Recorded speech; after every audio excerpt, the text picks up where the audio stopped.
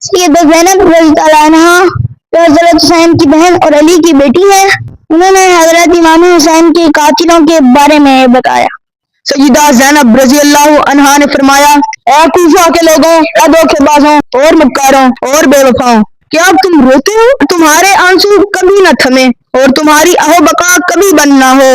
تمہاری مثال اس عورت جیسی ہے جو بڑی محنت سے سوت کاٹتی ہے اور پھر خود ہی اسے ٹکڑے ٹکڑے کر ڈالتی ہے۔ تم نے اپنی جھوٹی قسموں کو آپس میں مکر و فریب کا ذریعہ بنا لیا ہے۔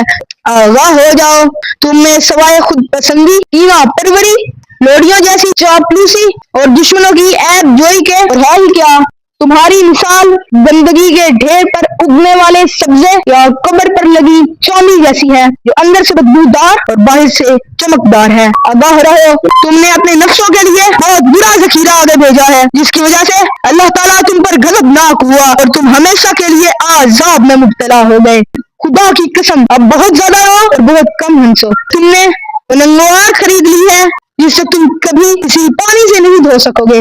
تم خاتمِ نبوت کے جگر گوشے، رسالت کے مرکز، جوانان جنت کے سردار امام حسین کے قتل کا دھبہ اپنے دامن سے کیسے دھو پاؤ گے؟